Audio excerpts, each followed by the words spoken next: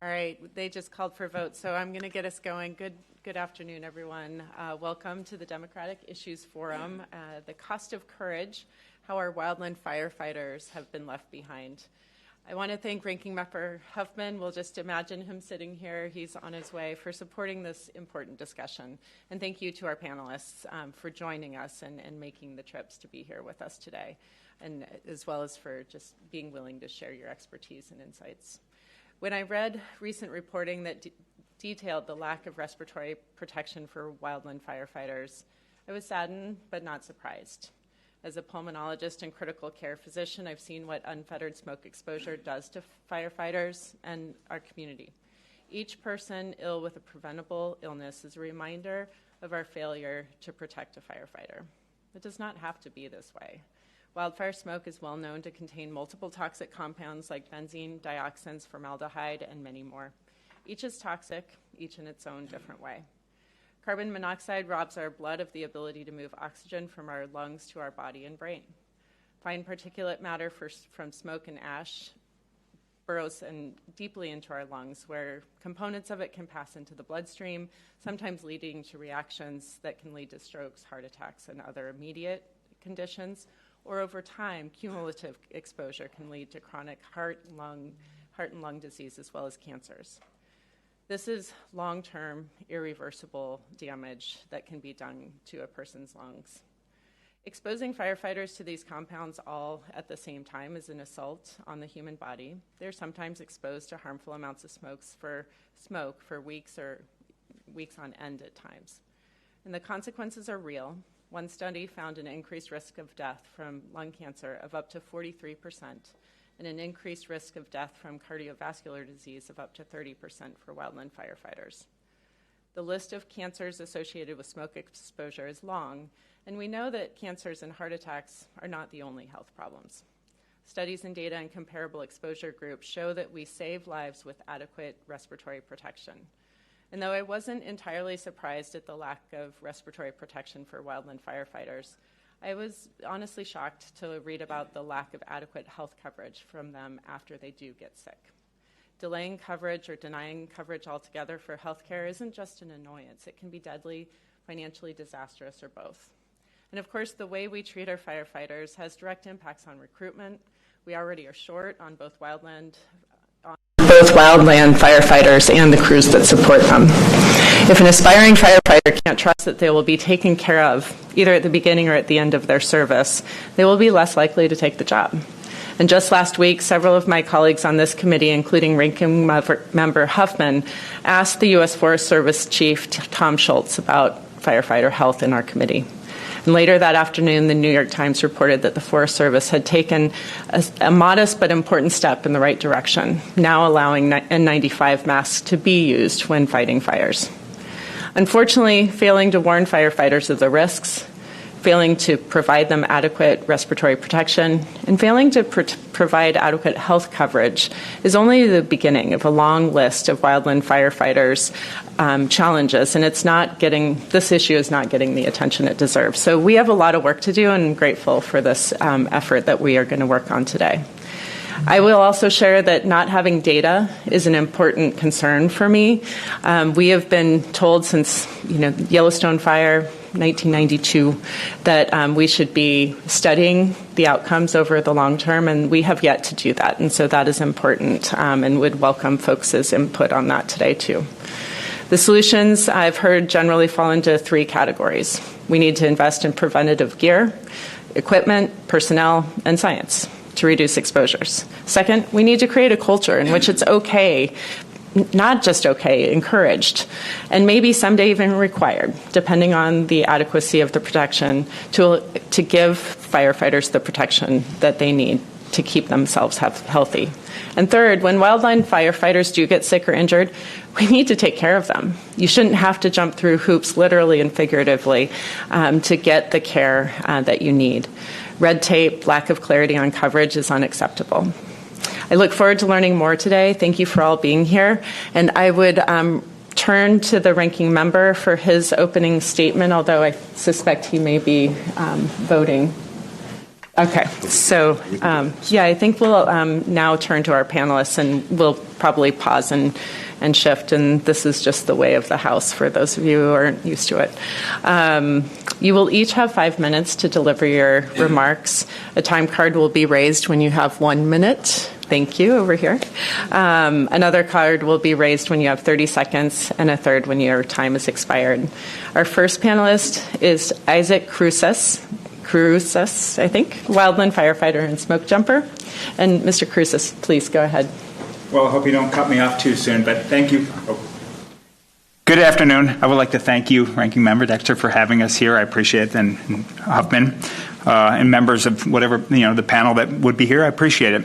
My name is Isaac Cruz. I'm 50 years old, and I've spent the last 29 years of my life as a wildland firefighter. Although I'm known as a wildland fighter in title, I think it's important to note that my duties encompass more of the fires than just fires. It also encompasses what we consider all risk. This would include, but not limited to, hurricane relief, search and rescue, flood relief, and prescribed fire implementation. I have worked personally in over 43 states, including Mexico and Canada. I started fighting fire in my early 20s on an engine in Arizona, and then joined a 20-person hotshot crew. Hotshots are an elite crew tasked with going to some of the most demanding and dangerous positions on fire. I was hired in 2001 as a smoke jumper, an elite, highly trained unit of initial attack specialists that parachute into fires, which requires you to be in top physical condition. Although these were my primary jobs, I've filled many collateral duties within the firefighting ranks. During my tenure as a firefighter, I've received numerous injuries. To name a few, I broke my arm during training, tore both my labrums and my shoulders during construction fire line. I received second and third degree burns on my calf during a prescribed fire. I broke my back on a proficiency parachute jump, which doesn't receive hazard pay designation, and had a total hip replacement due to the injuries received while parachuting into a fire. After every one of these injuries, care was postponed and payment was withheld due to the breakdown in workman's comp process. After each injury, I worked hard and returned to physical capacity that the job demanded. I felt lucky and blessed that I was able to do this. Then in the summer of 2017, my luck ran out. During an x-ray for a non-related medical examination, my doctors noticed nodules and small masses on my lungs. 1 week after noticing the nodules, I got sick. My lung capacity began to diminish, and I suffered extreme exhaustion. In 1 week, I went from running 8 to 10 miles daily to vomiting climbing a flight of stairs. After multiple tests, a lung biopsy, and many sleepless nights, I was diagnosed with sarcoidosis. Sarcoidosis is an autoimmune disease that affects lung function and can lead to extreme exhaustion. In advanced stage, it can affect kidney and liver function and damage the ocular nerves. It also could give you permanent lung scarring and reduce your lifespan. Risk for this disease increases exponentially with exposure to smoke, dust, and toxins, everything wildland firefighters see on the fire line. Sarcoidosis came into limelight shortly after 9/11 when ground zero first responders started being diagnosed at a higher rate than the general population. After 4 months of being sick with sarcoids, it went to what we would call, remission. This lasted for 2 years. And then while training for the high standards PT test, it returned, and it returned with vengeance. My local pulmonologist had exhausted his capabilities, so I spent the next 2 years driving back and forth between Missoula, Montana, and Seattle, Washington to a specialist on my own dime. I was down to 60% lung function, and every hour of the day was a struggle to breathe. I am stable right now at approximately 65% lung function, but get sick when I run or carry heavy objects. I'm now developing cataracts due to long-term use of steroids, which was prescribed for treatment, and I truly feel like I'm a 90-year-old man. My lung disease has caused permanent scarring, and my days are over as an elite wildland firefighter. As I research treatment, I often reflect on the job and how it placed me and those around me at a higher risk for pulmonary disease. I thought back to how many days I had spent breathing in heavy smoke on wildfires and prescribed fires and coughing up black phlegm for days thereafter. How many urban interface fires I was on and the toxins released by burning homes and cars. Or the time we fought wildfires in brush fields of Arizona that had residual Agent Orange in the soil and vegetation. Or the barracks that I spent 3 fire seasons in that later got demolished due to black mold. I also look back and think about how many times we asked our supervisors, our leadership, and officials why they're saying to us that wildfire smoke is safe, only to have air quality warnings go out to the public during wildfire season. The public would be advised to stay indoors when visibility dropped below a couple miles, but when we could not see more than 10 feet, we were told it was okay. For the record, I don't believe it was malicious, just that no one really wanted to look deeper to the fear of finding the answer they didn't want to face. We always questioned as firefighters and never bought into the answer of it's safe. But when duty called and the fire bell rang, we put our boots on and went to work.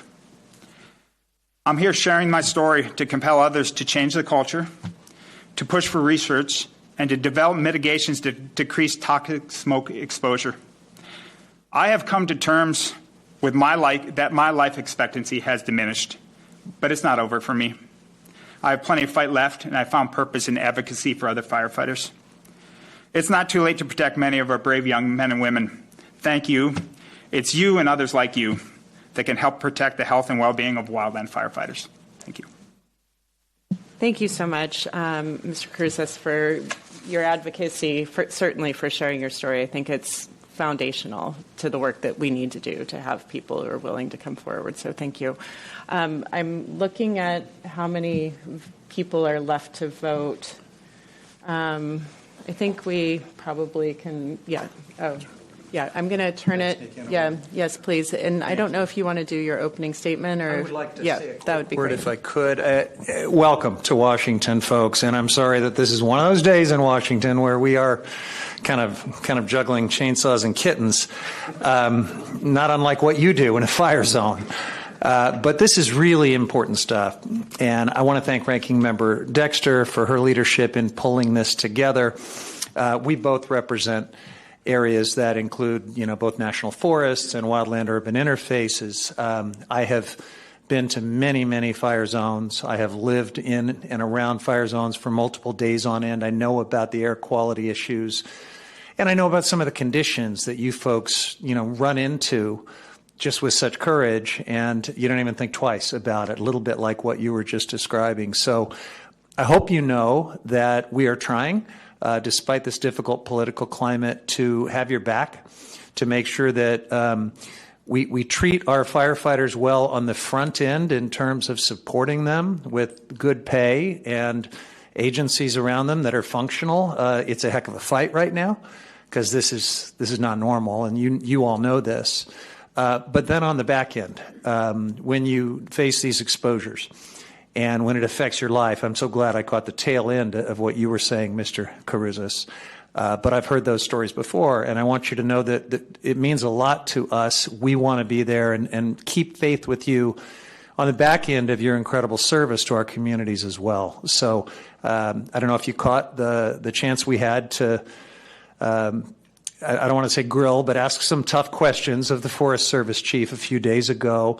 That's not the end of that conversation.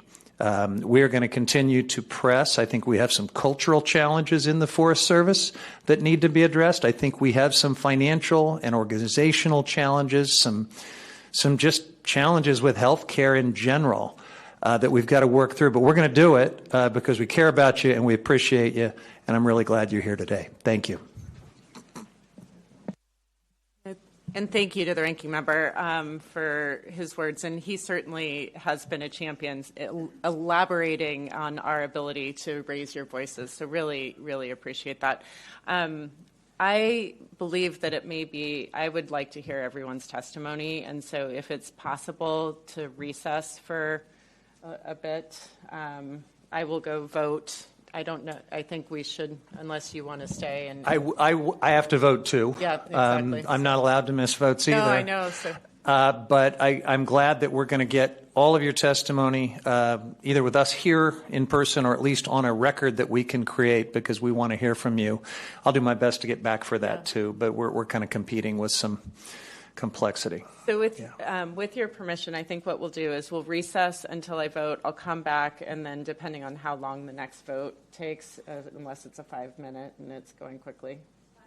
It's a 5-minute, so we'll just recess until after votes, if that's okay, and then we'll come back and have the seat. Yes, I appreciate everyone's grace and understanding. So we will be back, and we'll go to Mr. Ron next. So thank you.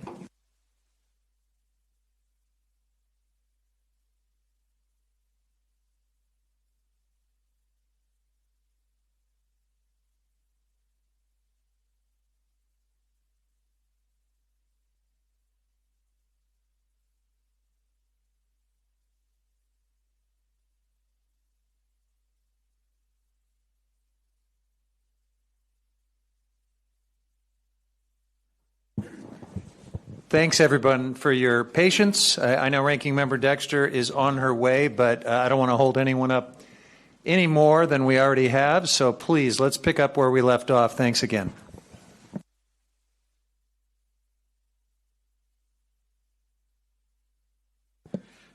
All right. Well, I guess it's my turn. Appreciate the opportunity, Chair and Ranking Member Huffman.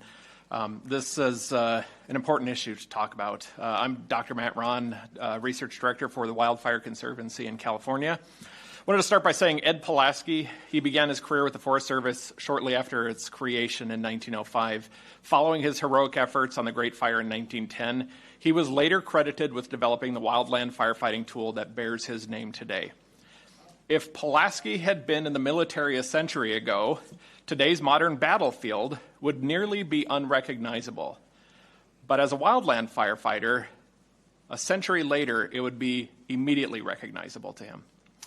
A century has passed and our wildland firefighters continue to respond to incidents without any meaningful respiratory protection or dermal protection or decontamination, despite the fact that we have known about these risks for generations now. The mission for wildland firefighting has dramatically changed. Ignitions for wildfires have essentially become uncoupled with weather patterns that used to predict them. Human-caused ignitions are now responsible for the vast majority of all wildfires that we see today. The term wildfire season or fire season is obsolete. It's a fire year. And yet we still hire firefighters on a seasonal basis in a century-old practice that perpetuates this fantasy that budget practices somehow constrain a ruthless fire year. Since the 1970s, the number of acres burned in the United States has more than tripled. Nearly 50 million homes across the country are at risk across about 70,000 communities in the U.S. It's time to also consent that the term wildfire is also nearing its obsolescence. Today's fires involve structures, vehicles, utilities, and infrastructure, along with all the associated synthetic and hazardous compounds and products that all burn at the same time. Even the traditional wildland firefighter, who's assigned to solely work on the burning vegetation, still in fact remains in these conditions where contamination is permeating the air, the air that they breathe and penetrating their skin. Advances in decontamination and respiratory protection began in the 1970s with our structural firefighters and our municipal departments. However, there has been a long-term myth that fighting in the wildland was less dangerous because it was vegetation-based smoke. This is just simply untrue. Smoke is bad, regardless of what kind of smoke it is. This has unfortunately suppressed the urgency to develop better safety practices for our wildland firefighters. This enduring myth has resulted in an acceptance of an unacceptable risk. Unlike structural firefighters, wildland firefighters, as you know, do not wear respiratory protection devices. And their gear is designed for heat risk, not dermal exposures. They can work for 24 hours or longer shifts in the same gear, often sleeping on the ground, also in the same gear with limited opportunities for showering or laundering. The result today is that firefighters experience cardiac, respiratory, and cancer rates far higher than the general population. And when we have a major incident like we've seen in Los Angeles earlier this year, make no mistake, these incidents are 9/11 scale exposure incidents for those first responders. And yet the protection standards in long-term care are either absent or rudimentary at best. For years, progress has stalled because wildland-compliant respirators that can meet current regulatory standards were not being produced. Agencies could not require what did not exist, leaving us to protect firefighters with a cloth bandana and a prayer. Similar dermal exposures to known carcinogens remain significant and unchecked for our firefighters. In the pursuit of perfection, we have created a state of decision paralysis where even common sense solutions for interim protection have been ignored in lieu of finding a final solution. I know this is a lot of information that we've given you, both in our testimony today and in written form, and I know change is also never easy. But we either take this responsibility and this risk seriously, or we continue a legacy of ignoring this issue. I respectfully offer several actionable steps Congress can take this session. While these actions are focused on federal agencies, we encourage all fire agencies throughout the United States to support and adopt similar actions. First, direct and fund rapid competitive federal programs to accelerate R&D, field trials, and certification pathways for respiratory protection devices, paired with an immediate federal purchasing commitment once compliant devices are available.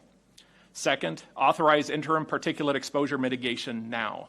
Require federal wildland agencies to issue and train on evidence-based interim measures and devices for respiratory protection. Our research with CAL FIRE and other partners have been looking at respiratory protection for quite some time now. We have some solid recommendations that we have provided you and devices that may help. Third, mandate wildland-specific decontamination standards and clean cab practices across the federal fleet by linking federal appropriations to the adoption of clean cab protocols and the purchase of future vehicles that meet the new clean cab standards themselves. Fourth, support the development and deployment of next-generation PPE. We're working right now on a particulate barrier fabric that shows remarkable progress. In our testing, it's removed about 90 or prevented about 90% of the particulates from actually getting on the firefighter's skin. Balancing protection with heat constraints on the firefighters and movement and comfort still needs to be considered, but this is a remarkable new technology that needs to be explored. Fifth is support, and if you could bring up a quick slide for me. Culture within the fire service, as was discussed earlier, is critically important, as is leadership. Drive a culture change through leadership and training. Provide clear indications to both our existing firefighters and future firefighters of what the real risk actually is. Find curriculum updates in academies and refreshers that emphasize cancer risk, decontamination, and peer-to-peer adoption. Require command-level performance standards so leaders model and enforce these clean practices. And finally, protect the firefighter for life. Establish a presumptive cancer and cardiopulmonary framework for wildland and urban interface firefighters, creating a longitudinal exposure and health registry, and ensure access to screening, early detection, and long-term care. None of these steps will compromise mission success. They ask us, the policymakers, the researchers, and the agency leaders, to catch up to the protection standards, up to the mission that we are asking our folks to do today. This is not about lowering a gold star protection standard to 50%. It's about coming up from 0% right now and creating interim and lasting, meaningful recommendations and protections. Ed Pulaski gave this profession a tool for his time and ours. Our firefighters have given us their health and too often their many years of retirement. It's our turn to give them the tools, the standards, and the care worthy of the mission that we assign.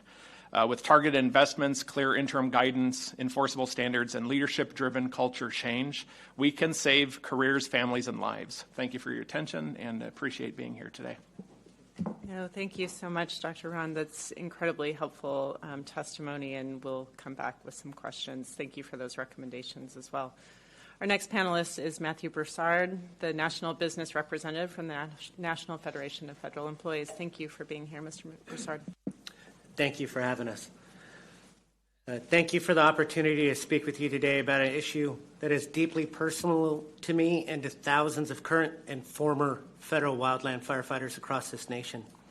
I'm Matthew Brousard. I am currently a National Business Representative with the National Federation of Federal Employees, the union that represents the majority of federal wildland firefighters. For more than 20 years, I proudly served as a wildland firefighter with the U.S. Forest Service in Southern California. Like so many of my brothers and sisters on the fire line, I spent long seasons away from my family, working grueling hours in dangerous and unpredictable conditions. We do this work because we love our country and we are committed to protecting our communities, public lands, and natural resources. But the truth is, this work takes a tremendous physical and mental toll, and far too many of us are paying the price with our health. We are seeing an increasing number of wildland firefighters suffer from cancers, chronic respiratory illness, cardiac conditions, and serious mental health challenges, including PTSD and suicide. These are not isolated incidents.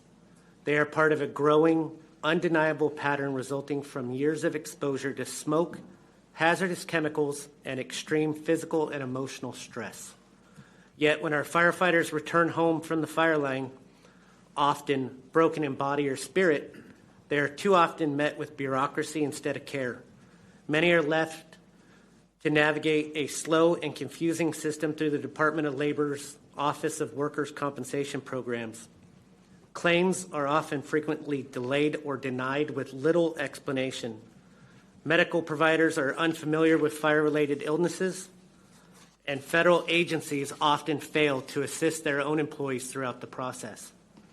Even more troubling, federal fire agencies have fallen far behind their state and local counterparts in proactively protecting firefighter health. Many state and local departments have long implemented cancer screenings, strict decontamination protocols, and extractor washer machines to remove toxic carcinogens from protective gear. Federal firefighters, on the other hand, are still bringing contaminated gear home, potentially exposing their families to hazardous materials. Federal agencies have failed to adopt widely recognized National Fire Protection Association standards to provide even the most basic education and training on how firefighters can protect and care for themselves. This inaction is more than an oversight. It's a failure of leadership at every level. This is where we need your help. Firefighters deserve ongoing support, not only through OWCP, but also from their employing agencies and other federal partners. Agencies must be required to help firefighters file claims, advocate for them during recovery, and collect and track long-term occupational health data to better understand and prevent future harm. No one who sacrifices their health for this country should be left to fight alone, struggling to prove they are sick or injured. We are asking Congress to consider creating a wildland firefighter health program modeled after the Department of Veterans Affairs to provide specialized, dedicated care this workforce needs and has earned. This should not be considered charity. It would be an earned benefit for those who have risked their lives to protect this nation year after year, often for modest pay and little recognition. Wildland firefighters are America's forgotten first responders. We show up when disaster strikes, yet when we are the ones in crisis, there is no dedicated support system for us. You have the power to change that. With your leadership and the partnership with Ranking Member Dexter and Huffman, we can build a program that finally recognizes our sacrifice, supports our recovery, and honors our service. We're not asking for special treatment. We're asking for the basic dignity and care that every public servant deserves. Thank you for your time, your attention, and your commitment to standing with the men and women who stand to protect this nation. Thank you so much, Mr. Brousard. And our ranking member has a short timeline, so I'm going to yield the floor to him for his questions. I want to thank all of you again for your flexibility. I did want to get in a couple questions before I have to take off. One is, we're constantly dealing with the staffing problem with the cuts and all of the restructuring chaos. How does that result in increased exposure for our federal firefighters? If you have thoughts about that. Oh, I have thoughts on that. Yeah. So the reduction in resources directly ties to the amount of time firefighters are on fires. Okay. So no matter what the agencies come to Congress and say that they're 100% staffed, they are not. I hear from our firefighters daily the staffing struggles, the forced overtime that they're having to work, Okay. the decade-old work schedule that they have, management not supporting time off. We're forcing these firefighters to work 1,600 to 2,000 hours of overtime a year away from their families, and that is thousands and thousands of hours of being exposed to carcinogens with no remedies for them. We don't talk about that. We talk about other aspects of the resource challenge, but not the increased exposure. So I appreciate that. Did anyone want to add to that? Just quickly, several years ago, we did a study on firefighter staffing and attack effectiveness, recognizing that not all fire engines carry the same number of folks. We have witnessed over the years of our research, firefighters carrying peak heart rates, sustained peak heart rates above 200 beats a minute, pushing core temperatures at or above 104 degrees Fahrenheit, and experiencing high levels of dehydration. Any one of those by itself is bad, but combine all of that with all of the heavy breathing and everything else and the smoke exposure and everything else, it's horrible. What we did know, though, is going from a 3-person engine to a 4-person engine on initial attack actually significantly reduced the heart rate of all the firefighters working because they shared in that work, they shared in that capacity. And so staffing not only functionally reduces, risks like cardiac, but it also functionally reduces their exposure at the same time. So it is a very real solution to a problem. And you actually have the heart rate monitoring and the data to show this correlation. Absolutely do. Yes. Well, did you want to add to that? Yeah, I'd like to add to that just a little bit. Yeah, staffing also directly affects aggressive initial attack, meaning your initial, if you got a small fire and you get on it, if you're not staffed, these fires get out of hand. Right. So the fires get bigger during the core season, meaning the wildfire season. And that being said, you add more exposure. A fire, instead of getting it put out in a day or two with 4 people, you now might potentially be exposing to 700, 1,000, 2,000 people over the course of 3 to 4 months. Not only the firefighters, it also affects the public's health because of the smoke. I appreciate that. I did have one more question, if I could. There's been some reference to working with state agencies. CAL FIRE's come up a couple of times. What is CAL FIRE doing in this space that federal agencies could learn from and do better at emulating? Well, I'm happy to have been able or other states, by the way. Absolutely. Yeah. No, CAL FIRE is a good example because not only have we been working with them for about 20 years, but they have been far out front of a lot of other agencies with regard to their wellness and safety practices. Their training manual has become, especially in the wildland urban interface, the national standard for how to deal with these incidents. And I think they have taken very seriously their responsibility to protect those firefighters, and they work with organizations like ours and many others to address those critical issues. There's numbers of other organizations around the country that do the same, but CAL FIRE happens to be one of the most aggressive, well-respected, and well-trained organizations among them. I want to thank you, folks. I'm sorry I got to take off, but I'm going to circle back. We want the benefit of everything you are here to share with us, and we really appreciate it. Thank you. Thank you. All right, our next panelist is Dr. Jeff Burgess, Director of the Center of Firefighter Health Collaborative Research and Professor at Mel and Enid Zuckerman College of Public Health at the University of Arizona. Welcome. Thank you. Thank you. Thank you. Good afternoon, Ranking Member Dr. Dexter and members of the committee. I appreciate the opportunity to present to you today.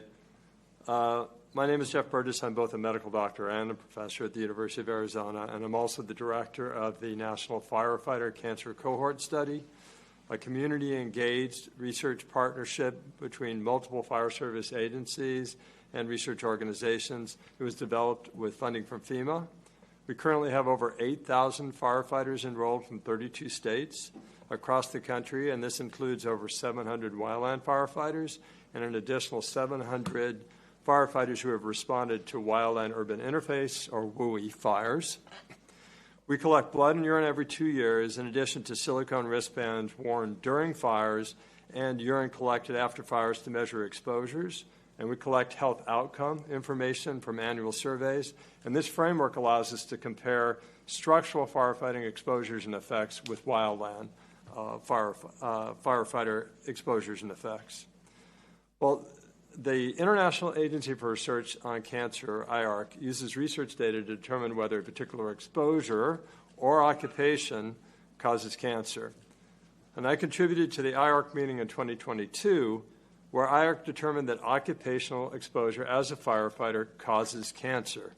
They made this determination for all types of firefighters, including both wildland and structural firefighters, even though the studies directly measuring cancer rates came almost entirely from structural firefighters. So we know a lot about exposures, health effects, and ways to reduce exposures in structural firefighters, but we have much less information on wildland firefighters. So despite documented respiratory and cardiovascular effects in wildland firefighters and determination by IARC that all firefighting causes cancer, very little is known about how to protect wildland firefighters from these risks. And while the use of respiratory protection for wildland firefighters is widespread in other parts of the world, wildland firefighters in the U.S. are generally not provided respirators. I personally spent several months talking with firefighters fighting bushfires in Australia, equivalent to wildfires in the U.S., and they had air purifying respirators which they regularly wore and reported that this prevented the sore throat and headaches that they would otherwise get after fires. However, air purifying respirators do not protect against all chemical exposures, particularly carbon monoxide, a deadly gas that is produced in fires. The use of air purifying respirators for wildland firefighters in the U.S. will therefore require establishing protocols for their safe use and training the firefighters on these protocols. Another important source of exposure is skin contact with soot and smoke. When we did our first study of a structural training fire many years ago, we found soot on the skin of firefighters under the turnout gear. And in structural community fires, we found that while wearing self-contained breathing apparatus, which would prevent any respiratory exposure, for every minute the firefighter spent within a fire, they had an increase in the amount of chemicals absorbed into their bodies through the skin. We then showed that washing turnout gear before use is associated with the decrease in the amount of hazardous chemicals absorbed into the body. And structural firefighters now commonly use skin wipes at the fire scene, wash their gear after every fire, and take a shower on returning to the station. However, for wildland firefighters, little is known about how much exposure they get through their skin and the effectiveness of skin and gear cleaning. Canadian firefighter studies support the importance of showering after wildfire, and information on changes in exposures in wildland firefighters by laundering gear will be coming soon from the FFCCS. However, wildland firefighters are often not able to wash their gear during the day, during the multiple day campaign fires they fight, and there may be limited or no shower facilities or clean clothes at their camps. It is essential to involve the wildland firefighters in planning how to protect their health. They know best what could work for them. In addition to providing wildland firefighters respirators and opportunities to more frequently wash their gear and skin, it is very important that wildland firefighters have access to annual medical exams, which many career firefighters are provided, which can both address health concerns of the firefighters and help to detect illnesses early when they can be more easily treated. Wildland firefighters also need information from continued research to identify evidence-based interventions that they can use to keep healthy. And continued federal funding is therefore needed for this purpose, including through FEMA, NIH, NIOSH, and the Department of the Interior. It is important that we care for the firefighters that keep all of us safe. Thank you. Thank you, and I am very excited to get back to all of you with questions, so thank you for your testimony, incredibly helpful. And our final panelist is Christopher Godfrey, former director of the Office of Workers' Compensation Program at the U.S. Department of Labor. Thank you so much for being here. Great. Thank you, Ranking Member Dexter, other members of the subcommittee and your staff. Thank you for the opportunity to speak today about the health, safety, and welfare of wildland firefighters and other federal firefighters. As the former director of the Office of Workers' Compensation Programs, I oversaw the Federal Employee Compensation Program. And during that time, I saw systemic problems that impacted injured and ill firefighters over and over. And I want to start off by saying many of the issues that I want to identify today are now overlying an agency that's been hit by mass staff layoffs. Although there's been no official acknowledgement from the Department of Labor of the number of claims examiners that have been lost, Some of the examiners have publicly stated that they have upwards of 1,200 cases under their responsibility, which in my opinion is unconscionable. The first systemic problem that I want to talk about is claims handling. Firefighters face unique and recurring injuries, from lacerations to tree falls, respiratory illnesses to cancer. Yet their claims are often assigned to claims examiners who have little understanding of these common types of employment factors and medical conditions. To address that, when I was director, we created a special claims handling unit for firefighters and other first responders. The unit allowed open lines of communication with a small subset of employing agencies with firefighters and other first responders. And this unit allowed open lines of communication where they could build in best practices, have improved training. It also helped to address the unique costs associated with extracting wildland firefighters from the distances where they are actually at fighting fires when they have traumatic injuries. And I'm sad to say that now the costs often fall upon families, foundations, and almost embarrassingly on GoFundMes, rather than the employing agencies for these firefighters to get them home after they become injured. The second systemic problem is access to medical care. Before my tenure, OWCP's FECA program had lost countless treating doctors because of changes that had been made to the roles of physicians in early 2019, in 2020, as well as overly burdensome enrollment requirements, delays in authorizations for procedures and accepted claims, slow payments to medical providers, and poor communication from the agencies. So I created a working group to improve medical provider access, to fix those and other issues. Through the dedicated work of a transformation officer who is very skilled at identifying issues, we saw almost immediate success. By streamlining enrollment, establishing direct lines of communications for doctors, and committing to fix problems quickly, we increased provider enrollment and participation by almost a third for the entire program. We fixed problems quickly, and we identified areas where reform could have actually revolutionized enrollment to nearly universal participation for doctors. The working group also worked directly with bipartisan congressional offices to ensure provider enrollment in multiple districts across the country. Unfortunately, after I left, the work of that working group has stopped. And that unfortunate turn impacts another area that I believe is important to address, and that's how agency mismanagement of claims impact those outcomes and costs. Researchers confirm what firefighters already know, and that's that delayed care leads to worsened outcomes and higher costs. A recent August 2025 study by the Workers' Compensation Research Institute, known as WCRI, underscores that point. In a report titled Patterns and Trends of High-Cost Claims, the WCRI analyzed 194,000 claims across 32 workers' compensation jurisdictions and found that for back and shoulder injuries, which are common amongst firefighters, high-cost claims are caused by delayed treatment and fragmented care. And we can reasonably expect that the medical care aspects are very similar to all other types of injuries that are faced by firefighters. But the single strongest predictor of catastrophic costs is late resource-intensive care. High-speed surgeries, hospitalizations, pain management, those things that occurred more than a year after an injury occurred created significantly higher costs. Those claims that had delayed care were 20 to 40 times more likely to exceed a $65,000 threshold than claims that received immediate care. And also, where claimants were allowed to seek their physicians and stay with their physician, costs were drastically reduced than being sent to physicians who were not the primary care physician. So the lesson's clear. When systems fail to deliver timely and coordinated care, workers don't heal, the costs skyrocket, and families and even communities face the consequences. And we've known for years that workers' compensation social insurance does not function. When it does not function to provide prompt medical care, those injuries don't simply go away. They get passed on to other organizations like Social Security, Medicare, Medicaid, state systems, and also to private employers through families' health care provisions. So it's simply a shifting of costs. Another important area for today's discussion is to acknowledge that Congress in 2022 in the National Defense Authorization Act of 2023 adopted a deemed approval process for certain occupational cancer claims. However, OWCP's implementation of this very clear mandate to presume acceptance of devastating cancer conditions has been questionable.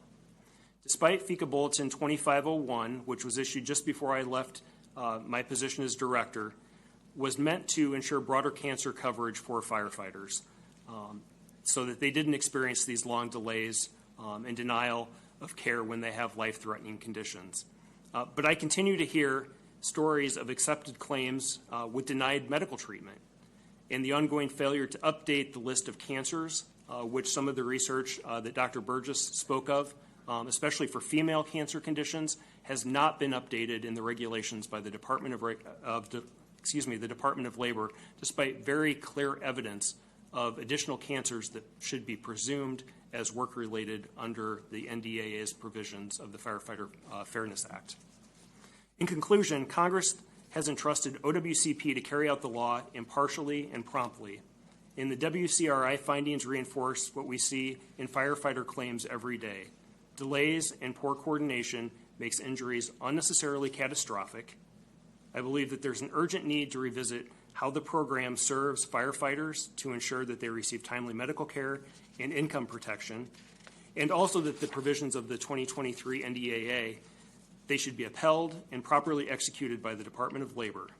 Firefighters should not face poverty, delay, and untreated illness simply because they became injured in the line of duty protecting the American public. Thank you. Absolutely, thank you, and agree wholeheartedly with your closing remarks and sentiment there. Because of all the changes, we don't have folks who are going to join us from the committee. I just want to make it very clear that that is not a reflection of a lack of interest in this issue. So I am going to ask a lot of questions. We have 29 more minutes for us to be able to engage in that. And I just hope that you will take away my commitment to this issue. As a pulmonologist, I've taken care of firefighters for 20 years. I absolutely understand the importance of that continuity of care, of people who are understanding of the issues or the exposures, but also working at the VA for years, we've been here, done this down, whether it was asbestosis and bringing your clothing back home for someone else to wash and being exposed, to your point about not having the ability to wash their turnout gear in the field. Like, these are solvable issues that we know better, and we still are not taking action. So I'm hoping that not only will we come to some ideas here, but that you will continue to engage with our office, because this is an area that I absolutely am going to be committed to working on over the course of my time here. So getting to questions. And I have way more than we can get through, but let's start.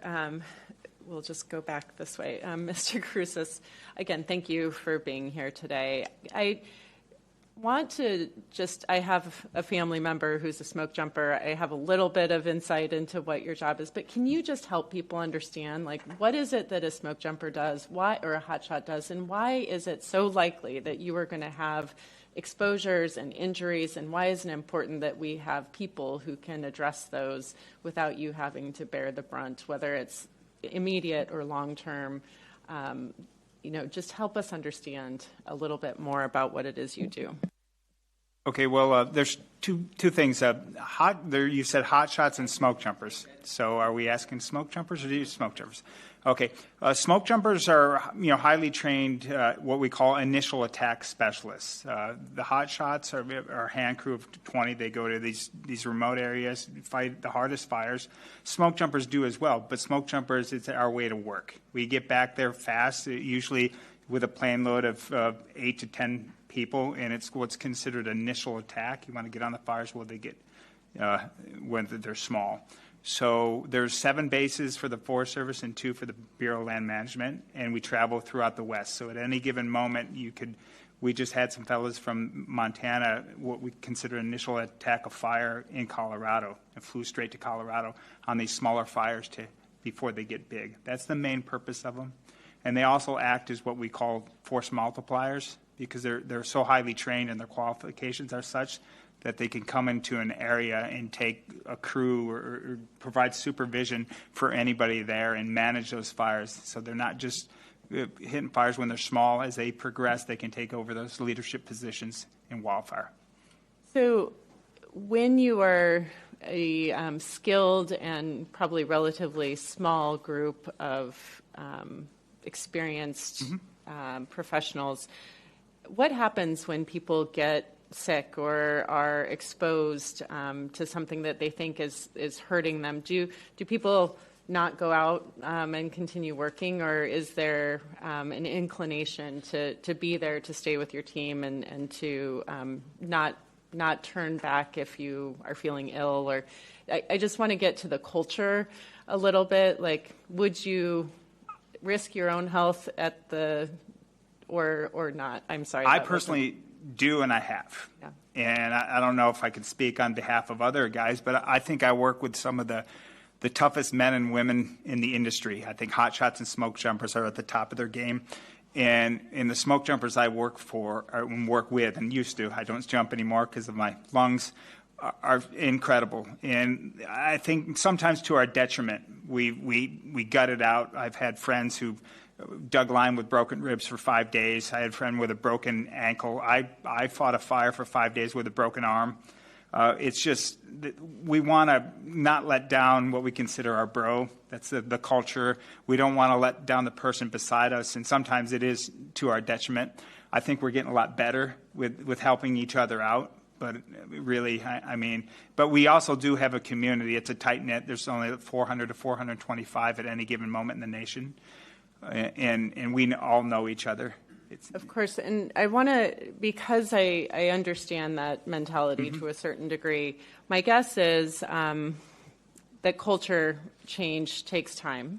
Absolutely. And if bandanas are what people are used to using when they're in a fire, what would be the cultural acceptance or not in a team if people started wearing, say, N95s, or if, how do we help in that sort of team environment? And I think Dr. Ron was talking to this a little bit, like, how do we start shifting the culture? Who is the best place to start with in that regard? I think it's going to generationally have to happen. I think the data and saying this is good and it's accepted to do that is, and I think we need to start, and we work with a lot of smart individuals, and they understand when it's practical to wear certain appliances. And if we can just slowly bring it to, not mandated for everybody to have, but to have options, to come out with those situations that we can wear them.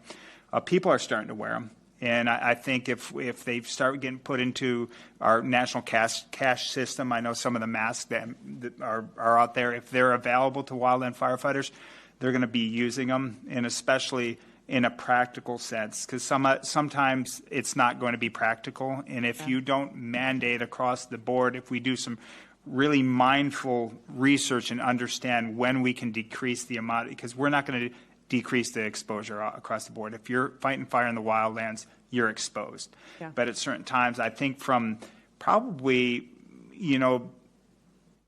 upper middle leadership, I would say, down and start really implementing and having those availability. But actually, everybody's skeptics. The firefighters are skeptical, and they want to know it's going to work, and they want to know it's just not one more item that they have to carry. That's exactly what I heard about. Yeah, that you're carrying everything you may not get back for a long time, and if it's not necessary, it's hard to justify. So on that point, Dr. Ron, I appreciated the culture sort of shifting stickers and different things, or not stickers, but emblems that you showed. What do you think is the most important of all the things that we could do first? Is it research and development to get something that's comfortable out there? I know that I heard you say we're going from 0% to 50% using something that's suboptimal. If we make it available, but there's no compelling information for people to understand that it's important to them, how do we shift them to taking that 0 to 50% decreased exposure versus waiting until research and development comes up with the best possible factually based device that people have confidence in it at the highest levels? Yeah, I mean that's the goal, right? Is to finally get to a place where we have a device and a technology that's able to protect the firefighters the way they need to be, that doesn't encumber them in their ability to breathe, their core temperatures, or other physiological constraints, right? We're nowhere near that right now, but there are some good solutions out there that are not just potential respiratory protection devices, but even just face shields that have particulate barrier protections built into them. The two biggest issues I see in moving something like that forward, and those were stickers, they're intended to be, right, to kind of get that permeated into the culture, right? But the challenge, as he mentioned, was the culture behind it. In a high reliability, high risk organization like firefighting, they often rely on visual cues of experience, and dirty gear is one of those, right? It shows that you've been in it, that you've worked hard, that you have experienced some tough conditions. Clean gear is should be the mark of somebody who knows what they're doing. But that is a massive culture shift that requires leadership to step in and start that messaging. The other problem is simply the regulatory structure we have right now. We have not created a pathway for, and we're dealing with this in California right now with both CAL FIRE and Cal OSHA all at the table trying to figure this out ourselves. The regulatory pathway is very complex because there's years and years of generational decision making on protection standards that in many cases will conflict with each other. That all needs to be cleaned up somehow and very quickly. But beyond that, one of the key components is creating the flexibility. We used to be really good at that. When the Clean Air Act, Clean Water Act, Endangered Species Act, all those 1970 sort of hallmark laws were passed, they built in inherent flexibility, knowing we are not going to get it right from the beginning. We need to be able to create our laws and therefore regulations that can respond to that. No, absolutely. And so, Mr. Brousard, I know you have also talked about the cultural and technological issues, and what do you think is going to be the most important aspects for us to move the culture? Because, again, I think we need to invest in the research and development and prove that the interventions work. But until we get there, that takes time, that takes investment. How do we do the best job we can right now to mitigate the risk to our firefighters? It's going to be a challenge culturally in fire. Like Dr. Ron said, having a clean no-mech shirt makes you a target. It's not advertising as the guy that knows what he's doing right now. And that culture has been shifting over the last few years. Younger leadership coming in, the old salty firefighters retiring, and kind of bringing in a newer culture. So there's a culture shift happening in the organizations. There's going to be a lot of hesitation on adopting them just because we've never had them before. It's the same in the 70s when SCBAs became mandatory for structural firefighters. Mm-hmm. It was optional at first and then became mandatory. There's going to be a lot of skepticism on it, and I think just introduction, training, and then, Congress putting some framework on funding for these agencies and making that some barriers on that to where it's only used for those items. Yeah. Otherwise, the agencies are going to spend it wherever they want, and the firefighters on the ground are never going to see them. Agreed. Okay.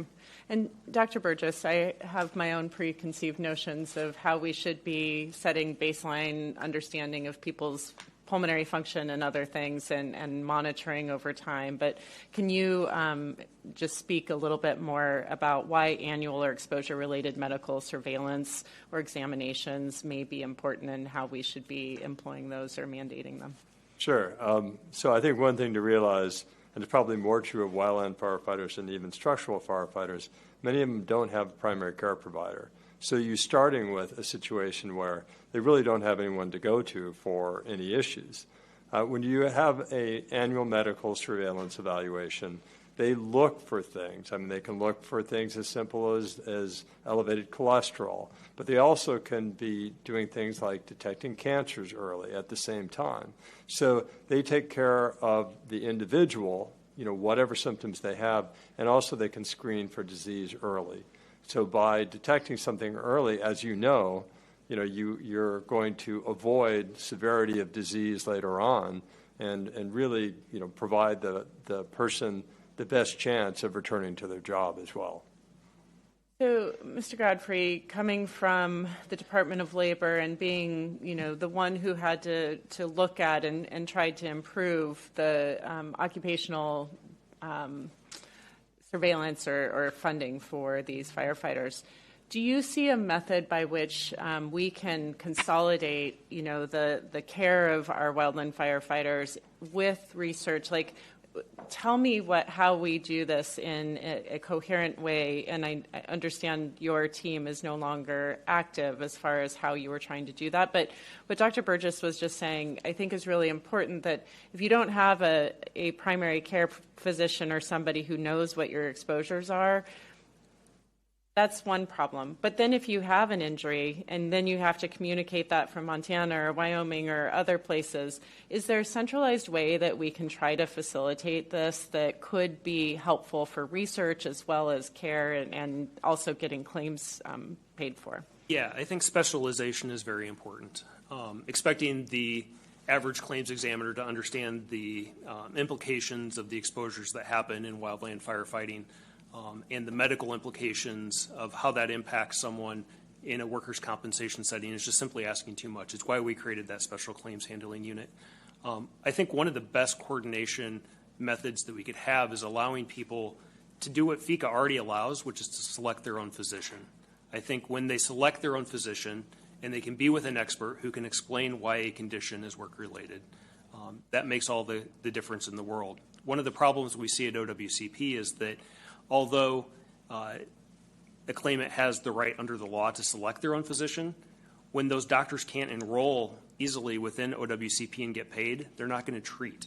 And when we don't have the ability for people to go to those physicians, and those physicians then can't build that practice to continue to help other firefighters that have those same types of conditions, that's problematic.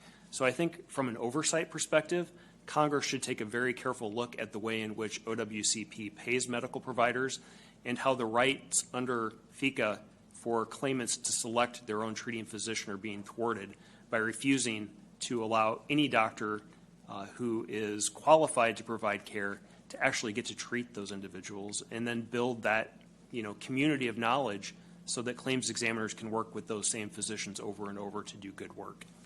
Fun.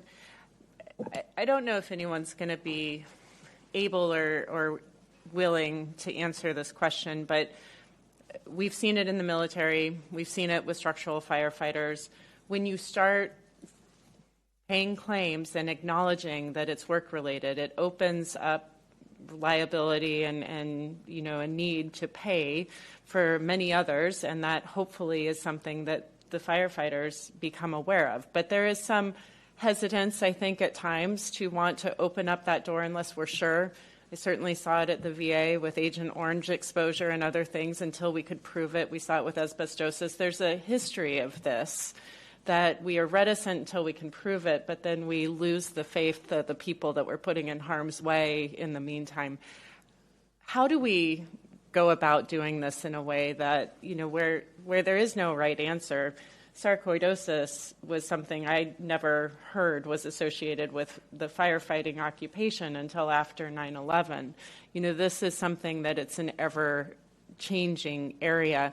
How do we develop best practices in that area of unknown that takes care of people? Is it just right to pay for every claim, or is there a way to do this that's helping build confidence that we're trying to do the right thing but not overextending to other exposures that may have nothing to do with the occupation? I'll answer first and then allow anyone else to jump in. As I mentioned in my opening statement, at some point there is a cost to society that has to be borne by someone, whether it's going to be OWCP and the Forestry Service or whichever other employing agency. But the very purpose of workers' compensation in the grand bargain is for the industry that causes someone to be exposed to a certain toxin or a certain physical activity that causes a repetitive injury, whatever it happens to be. That industry needs to bear the cost of that burden. And if they don't, It's going to fall to Social Security Disability. It's going to fall to Medicare, Medicaid, a state system, et cetera. The cost doesn't go away. One of the things that I was most proud of with the presumptions in the FECA system, especially for wildland firefighters, was we saw claims acceptance rates that were in the low 20s go up to over 90%. And some people didn't like that. But again, whether or not that claim was accepted, someone was going to bear the cost of it.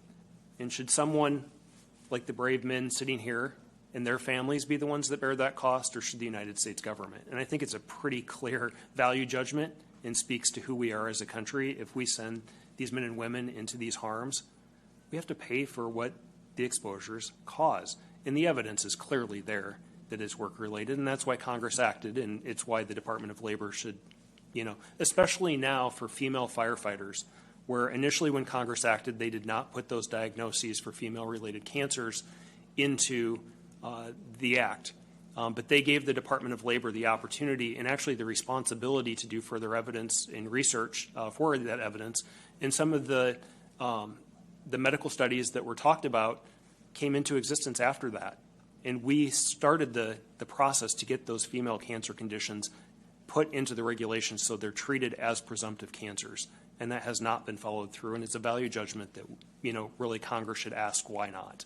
I think you mentioned this at the very beginning, but even if those benefits are there, if there's no one to execute those benefits, if we cut the staff, that is an unfilled promise, which may even be worse for some. So would you say that there are shortages that are impeding our ability to fulfill that promise? Yes, and I think there is at multiple levels. There's too few claims examiners. When I left, we had approximately 1,500 employees, and now it's been stated that there's in the range of 900 and some employees. That's a level of loss that is going to take a long time and a lot of effort in training to bring back qualified people to handle those matters. And also at very specific levels within the organization we've lost. There's a group within the FECA program for the Bureau of Hearings and Review. My understanding is that at the low point, they were down to 4 hearing reps, and no hearings were allowed at all, despite that being due process guaranteed to injured and ill workers under the law. And the only possible remedy was for someone to either wait until the agency changed their mind and hired enough claims examiners to actually hold a hearing, or they had to be remanded back to a lower level where there was no likelihood of success in that claim unless there was new evidence or argument. So listening to many of you, I feel like the immediate goal for me is to see what we can do to get appropriate staffing so we can start addressing the issues immediately. And then I'm grateful for the Forest Service making N95s available, but there are other options that we should be considering and getting those immediately out there. And then middle management maybe incentivizing, you have to show willingness to use it yourself and do other things. So I think that there are some common sense things that we can do immediately that I would really appreciate coordinating with you all on, the immediate things that are available to us, the longer terms. I would love to work with my colleagues on an omnibus package or something that we can do to put that together. Dr. Burgess, it looks like you might want to say something. Well, thank you. And I think, again, having something is better than nothing. So I'm all for the N95s.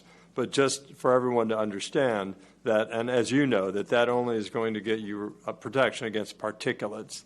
And you have a lot of cancer-causing gases as well, too, in a fire situation, and those will pass right through those respirators. So it's a good start, but it's not a good final solution. Well, and I also was thinking about that as Dr. Ron was talking about the sustained heart rates of 200 with high temperatures and dehydration. Like, those are uncomfortable in those situations and may truly create increased risk for our firefighters. So there are other options, it sounds like, being developed that could be preferable, and I think if we put money into it, I think, Dr. Ron, you mentioned it, people out there will come up with an option for us. It's just a matter of investment in that research. Mr. Brousard, it looks like you wanted to say something. Yeah, one of the issues we'll see with N95s is, when these crews get back into fire camp in the evening after working their shift, standard shift is about 16 hours. So you have about 8 hours off to eat and sleep. So these firefighters are making a judgment decision. Am I going to go to dinner? Am I going to take a shower? Or am I going to go to bed? You don't have time for all three, because you're looking at, they may have 8 hours off the line, but it's more about 4 to 5 hours of sleep. So they're not getting the rest, they're not taking showers, they're not shaving. So even if we did provide on the line firefighters with N95s, you're not going to have a proper fit. You're not going to have a seal. So essentially it's just restricting the airway at that point. Yeah. No, and we're running out of time, but I think that's an incredibly important perspective also with staffing, that when you're already short-staffed, those hours that you have probably are even less. So we obviously have some recruitment issues, some payment issues to make sure we're properly staffed. I think I'm just going to ask, because I'm cognizant of the time, if each of you will just quickly share, something that you feel like you really wanted to say that you weren't asked, or a question that you wished you were asked. And if you don't have anything, please don't feel obligated. I'll make some closing comments at the end, but just in our last couple minutes. I don't know if you want to start, Mr. Cruz. Thank you. First and foremost, I really appreciate the work that Chris Godfrey has done. He did incredible. As a firefighter, I've watched things change. It was like night and day when he was in there, and I'm watching it slide back. The one thing I did want to point out, and I think we're researching it, is the abnormal amount of brain cancers that we're seeing in wildland firefighter. I know 5 individuals who died of what's glioblastoma, which is a rare brain cancer, and I shouldn't know 5, and I'd like to see more research into that. No, thank you for that flag. That's important. Dr. Ron. I think just following up on your question regarding the costs and the potential floodgates opening if you start assuming this type of liability, I think that's an important distinction. You mentioned that there are some experiences that the federal government has had in that arena already. So lessons learned and figuring out how to place guardrails so that doesn't necessarily disrespect the support that folks need, but also protects budgets. I mean, just to be quite candid about it, but pay now or pay a lot more later. Yeah. Really, that's what we're talking about. Despite what we're seeing in the federal side with layoffs, all the other municipal and state departments are steadily increasing their employees. Yeah. And the frequency and intensity of wildfires across the nation is also steadily increasing. And every year we seem to set a new national record on this. This isn't going away anytime soon. So if we don't tackle this now and figure out common sense and long-term solutions, this is going to continue, and those costs are going to be extraordinary. No, I think you and Mr. Godfrey have really articulated that very clearly, and I appreciate that very much. And without that trust that we're building, we won't recruit, and we won't have the people to keep our community safe either. So thank you. Mr. Brousard. I'll just close with a story of a firefighter in Southern California. He's in his early 30s, gets off a fire, they go back, they're lucky, they got a hotel room for the night, collapses in the elevator. They take him to urgent care says, you need to go to the emergency room. They did a blood work panel, comes out, firefighter has non-Hodgkin's lymphoma. His care was delayed by the problems at Department of Labor, and his second round of chemotherapy was delayed by weeks because they wanted to prove it. Another firefighter in California was struck by a treetop, paralyzed from the chest down. The rehab facility that is the one cutting-edge facility is in Colorado. The hospital put in the paperwork to OWCP to have that approved. They said, this firefighter was in Redding, California. We won't pay for the air transport, but we'll get him an ambulance from Redding, California to Colorado. The Wildland Firefighter Foundation came in and paid for that firefighter to be transported. Our firefighters should not be relying on GoFundMes and non-government organizations that fundraise to do these things. It is despicable how our firefighters are treated, and it's a failure of leadership in the agencies at all levels. Appreciate that greatly. Thank you. Dr. Burgess. I was thinking about, what I've heard a number of times from wildland firefighters that natural vegetation smoke is not dangerous because it's natural. And I think the truth is many of the same chemicals that are present in structural firefighter smoke or fire smoke are also in wildland smoke. So I think that really goes towards the need of providing education and training to the wildland firefighters about what their risks are and what they can do about it. And I think that that's something that could be put in place relatively quickly and allow the firefighters to help be part of the solution. Very good. Mr. Godfrey, you have the last word. Thank you. Two things come to mind, both related to the delay in provision of care. First, I think one thing that Congress should do, if there is an omnibus bill, is put into place a provision which is in place in many states across the country related to workers' compensation, where if an employee is injured and gets care, they are protected from collections from medical providers throughout the course until their claim is finally denied with a final adjudication. At that point, then obviously collection would need to take place. But until that time, federal law should provide a similar safe haven for people not to be put into bankruptcy because they sought medical care that should be paid for by the Department of Labor. Second is an oversight provision.